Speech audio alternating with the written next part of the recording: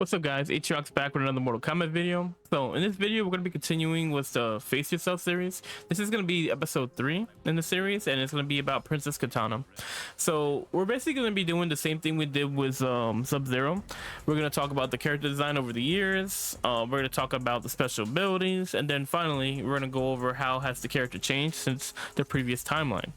So I think Kitana's changed quite a lot. I feel like she's one of the characters that the new era affected the most in, especially when it comes to her role in the hierarchy of the princess of Outworld. Now she's not the first princess or only princess. Now she's second princess to Melina, which it's crazy in itself, but we'll get into that later in the video.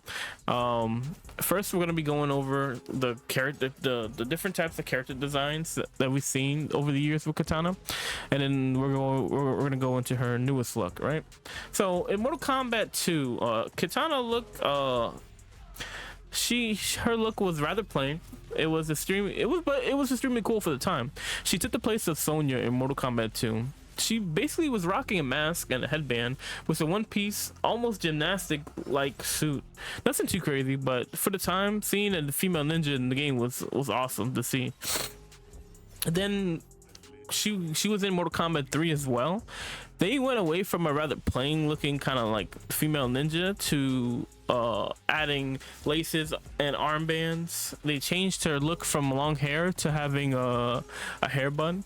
They added blades to the fans, really upping the overall character appeal, and the black trimming on the outfit really left Mortal Kombat 2's outfit in the dust. It was a really good upgrade for the time. Then Mortal Kombat Gold, Kitana looked almost identical to Mortal Kombat 3 outside of the black trimming on the boots and the blades. It looks like the blades, they were added to the tips of the fans instead of just 6 blades being apart from the fan.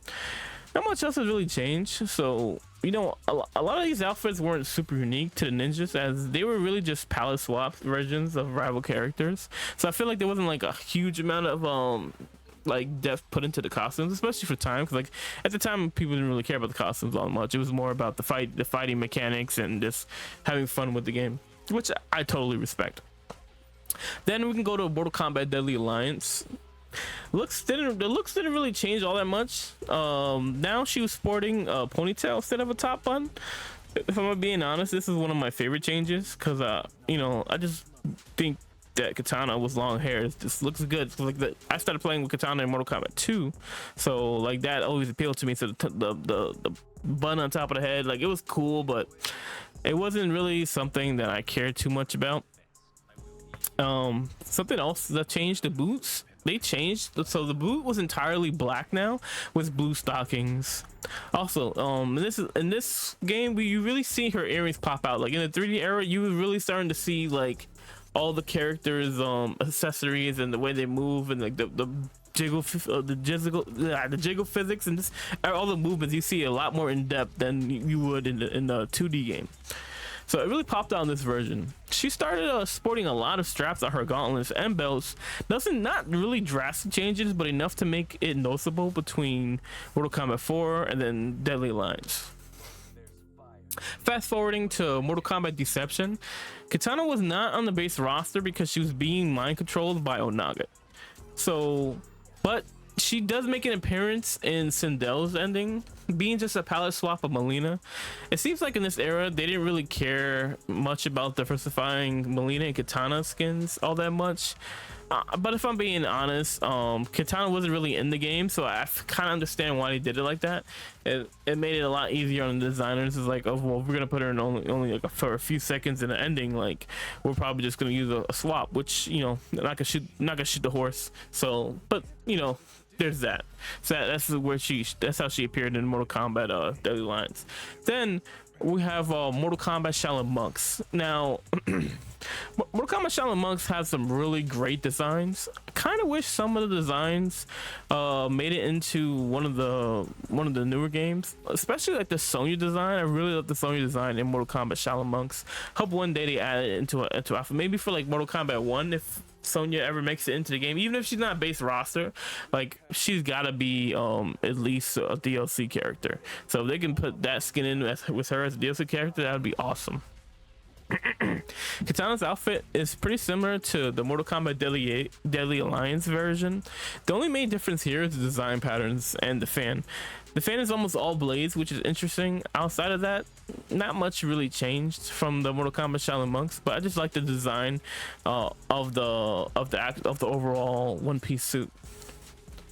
Now, I'm not gonna lie, Mortal Kombat Armageddon, although the main skin was just an alternative skin from Deadly Alliance, this version was and is still to me the most beautiful version of Kitana's outfits that we gotten. I really like the change from a blue to purple. The lacing on the boots was pretty great, and the gauntlets was a cool and really nice touch. Since they took the armbands away in this version, but it looked great. The black undershirt really popped out. Also, the gauntlets that she had was pretty dope, and Kitana now sported like gold beads all over her ponytail, which I thought was another like really great job.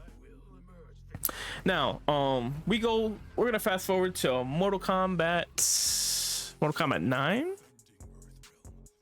Yeah, Mortal Kombat 9. Okay, so Mortal Kombat 9's outfit, I should say they drastically changed, because she traded the one piece for a two-piece suit, and the armband makes a return, but the color changes from black and blue to blue and silver.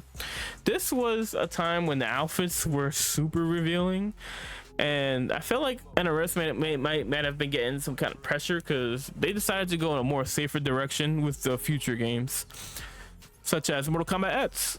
I'm gonna be honest, this is probably my top 2 favorite designs for Kitana in the whole MK series. There's many different colors in this outfit: gold, black, silver, blue, and it was a lot less revealing, but it captures the assassin outfit perfectly, since that melded well with her variation. In this version of Kitana, she was basically the assassin of Shao Kahn, which I didn't get, because Shao Kahn's been dead for like 30 years or 25 years or some shit like that, and she was still acting like the assassin, versus like, I don't know, like her personality in Mortal Kombat X was so weird, because it was so drastically different from Mortal Kombat 9. But it is what it is. She started to rock a hair bun, but this hair bun was a lot different than we've seen in the previous ones, which I kind of liked it in this one, I'm not gonna lie. And really, the whole outfit just captured the gritty and dark tone of Mortal Kombat X. Then, honestly, this Mortal Kombat 11, Kitana's default design was boring to me. I'm not gonna lie. Like, it was a one-piece suit. It was okay looking, I guess, but I feel like the blue and black design was cool, but the overall product was overall boring. But because of the customization, I feel like that was the saving grace, because you could add like different types of masks, you could add the different types of fans and all that. Like, it was pretty cool. Like, you could really change the character, and then all the skins that you got from doing the classic towers and all that, it was cool. Like, there was ways to make Kitana look really cool, let's just put it that way, especially with the league, Mortal Kombat, the Combat League. Then finally, we're gonna come to Mortal Kombat 1. Kitana's new default skin looks so goddamn amazing. The silver plating throughout the costume looks really dope and regal. She returns to a two-piece outfit. Finally, her long hair returns. I hated the hair bun style, if I'm being honest. Outside of Mortal Kombat X, she looks best with a ponytail or long hair, but that's personally just my preference.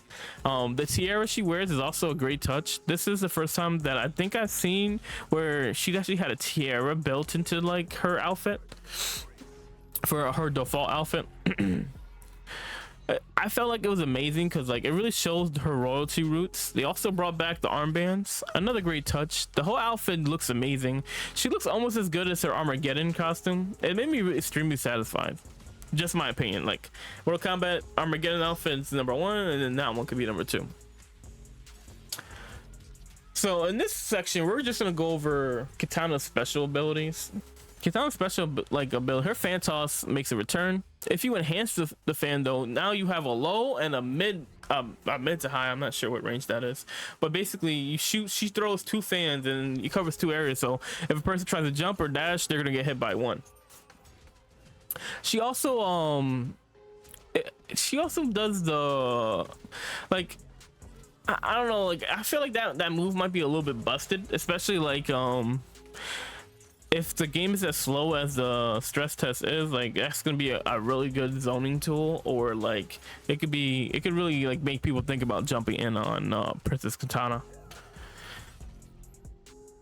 She also has a new move called the Fan NATO that sends the opponent in the air. If you enhance it, it sends another fan up to hit the enemy to keep the opponent there for a second longer, which I think is pretty cool, because then like with the cameo and all the special abilities, you can really like combo into it. Like I feel like Kitana and all the characters has like one of the flashiest combo setups, like the way her fans go around her body, the way she can throw fans in different positions. Like it's pretty cool and it looks really good. Also, you can choose with the Fan NATO like where you want the air toss to go, like far or close, you know, or behind. Like it's pretty cool. Like she actually has a lot of moves that are like that though.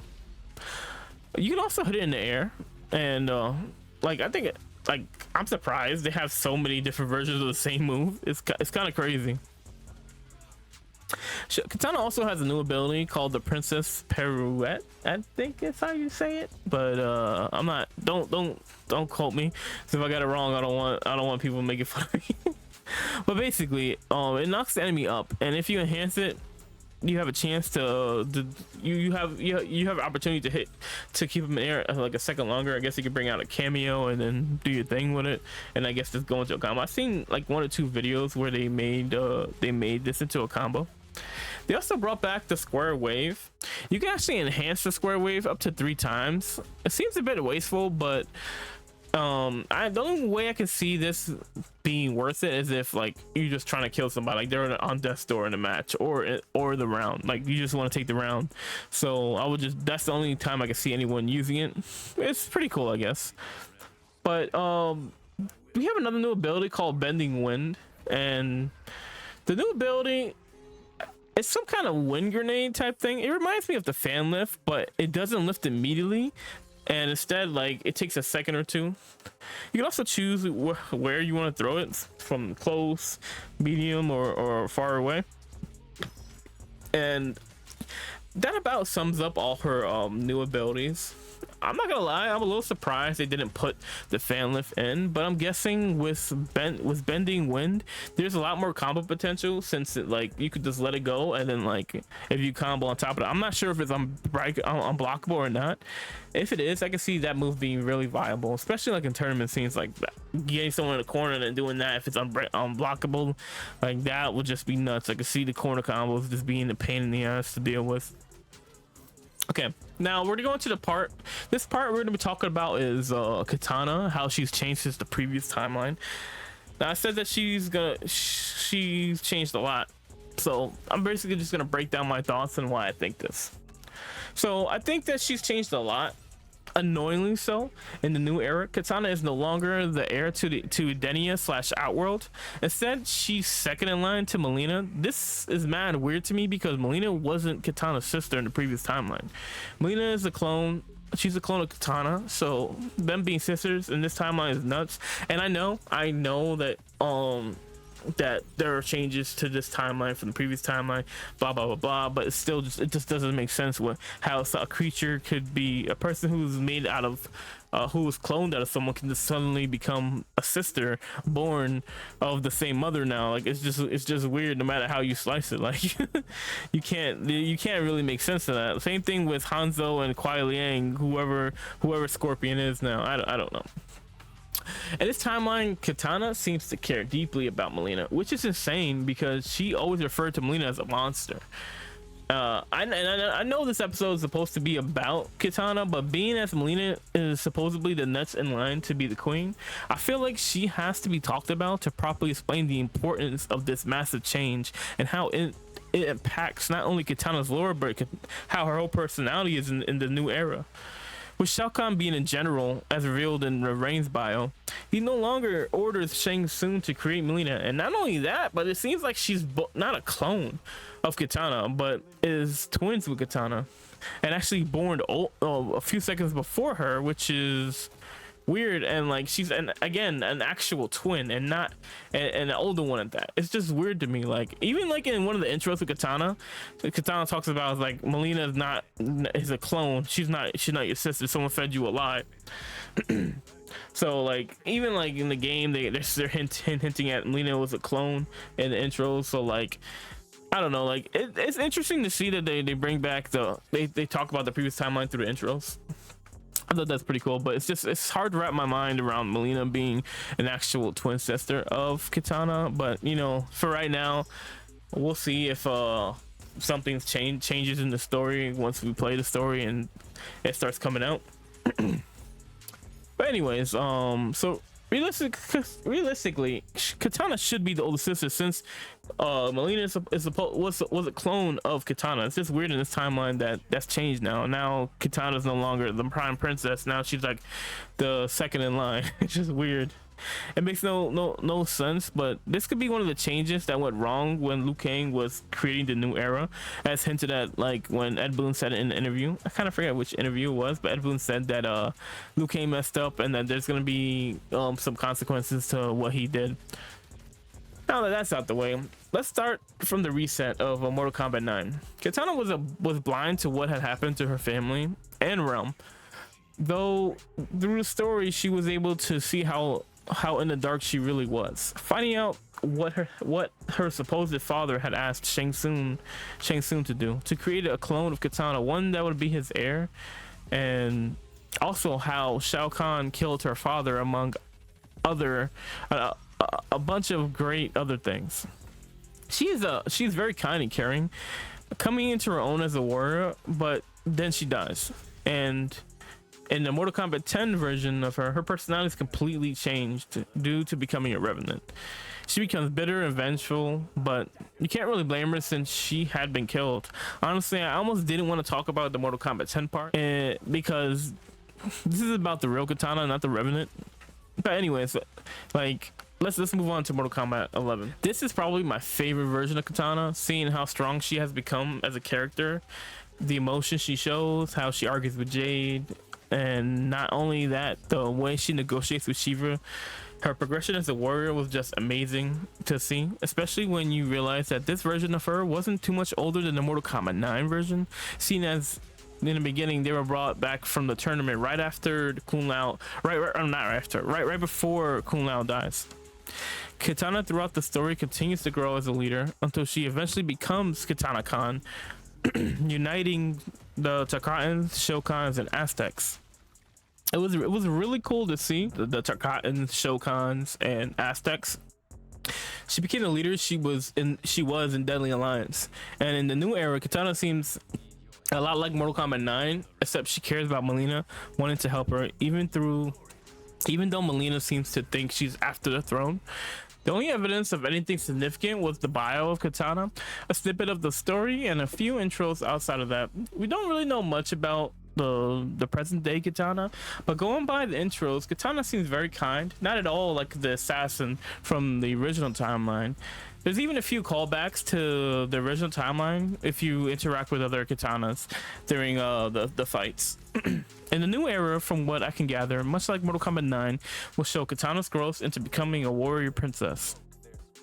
Kitana has a lot of history in the Mortal Kombat universe, from being Shao Kahn's most deadly assassin to becoming a great leader, and to finally in the new timeline we have a clean slate to see where she goes from here. Hope she and Liu Kang can rekindle what they had in the previous timeline.